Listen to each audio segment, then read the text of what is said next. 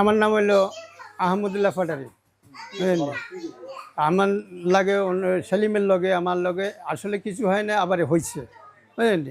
হয়েছে, আমরা দীর্ঘদিন যাবৎ ওনার ওইখান থেকে ওনার বাপের থেকে জমি কিনছি, বাড়ি করছি, ঘর করছি, থাকতেছি। বুঝলেন? এর ভিতরে উনি আমাদের এখানে আমার জামাই এখানে বাড়ি করার সময় কিছু মাল ব্যবসা উনি বিক্রি করতো।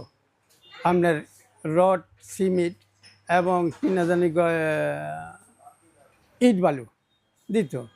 এর ভিতরে প্রস্তাব দিয়া বসে তার একটা মেয়ে আছে, মেয়ে বিয়ে করানোর জন্য।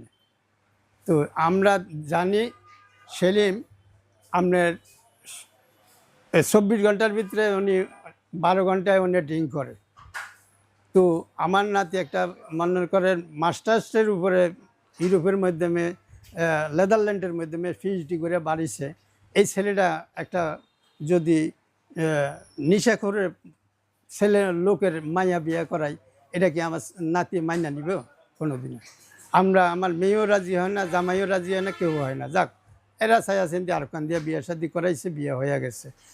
বিয়ের পরে এবং এই বোধ হয় আমি ছিলাম না, আমিও খুবই অসুস্থ ছিলাম ওই দিনকে, যেদিনকে অনুষ্ঠানটা হয়। আসলে ইয়ে একজনে কইলে হে আইসো, দাবাতো খাইছে না। খাওয়ার পরে যে এই কয়েকদিন পরে মানে উনি আমার লগে তাপাল্লিং শুরু করছে, আমার খবর দেয়, এই করে এই করে। আমি আর যাই নাই। তারপরে একদিন আমার কইলো যে আপনি 1 লাখ টাকা আমাকে দিতে হবে। তো আমি কে এটা কোন কি, আপনার কিসের টাকা দেবো? আমি আপনার লগে যা ব্যবসা বাণিজ্য যাই কিছু কাজ কারবার করছেন, আপনি আমার জামাইয়ের লগে করছেন, সেই তার বাড়ি শেষ, আপনার হিসাব কিতাব শেষ, আপনার টাকা পয়সা দেশ, আপনার ভাবে আপনি আমার ভাবে জামাইয়ের ভাবে যাবে। 2 বছর হয়ে গেছে গিয়া। আমার আপনার আমি কিসের টাকা, কিসের সম্পর্ক? হ্যাঁ, ওই যে ইট বালু দিছে, উনি বাড়ি করছে, এই সম্পর্ক। আর অন্য কোনো সম্পর্ক কোনো আমগা না। কিন্তু ওর বাপে যে ওর বাপে সবসময় আমাকে মানে একটা ভাই হিসাবে একটা সম্পর্ক আছিল, এই হিসাবে চলাফেরা। কিন্তু সেলিমের সাথে আমাদের কোনো নেই, বুঝলেন? তো এখন সে হঠাৎ করে ওটা এ আমার ফেসবুকে এগুলা লিখতেছে, লেখার পরে দিয়া তো আমি বললাম হের লগে কই না, আশেপাশে কথা হবে। তখন কয়ে উনি আমার 1 লাখ টাকা দিতে হবে, বুঝলেন? তো আমি বললাম যে আমার দ্বারা সম্ভব না।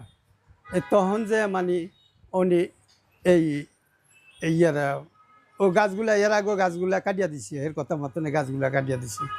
তারপরে এরপরে যাইয়া এই পাইপটা বন্ধ করিয়া দিছে, আপনার পানি যাওয়ার, গোসলের পানি যায়, এটা কোনো ময়লার পানি না। আরও 5টা বাড়ির আরও 4টা বাড়ির পানি এই এই মেন হোলটা দিয়ে যায়। কোনায় যায়? ওই গো ফুসকুন্ডির মাধ্যমে। এটা বিরাট বড় দিঘির মতন। অন্য পুলিশে গেছে, উনি দেখে আছে। হ্যাঁ, এই অবস্থা। তা এই ছাড়া ওনার সাথে আমাদের কোনো মারামারিও হয় না, কাটাকাটিও হয় না। উনি এই আসল মূল ঘটনা হইলো এটা। উনি কি করতেছে, উনি তো এটা বন্ধ করিয়া দিছে। আমি যত জনের সুপারিশ করছে, আপনার এদের কথা শুনে না, কয় সমস্যা সৃষ্টি। হ্যাঁ, সেলিম হইল কালুবাড়ির ছেলে। এদের বাসা হইলো যে আপনার নতুন বাজার মসজিদটা আছে না, মসজিদের পশ্চিম দক্ষিণ সাইডে দিয়া ওই যে গরুয়ানার দিকে যাইতে যে ফটটা আছে না, ফটের দক্ষিণ সাইডে দিয়ে হাতের বামের সাইডতলা একটা বিল্ডিং আছে। অনেক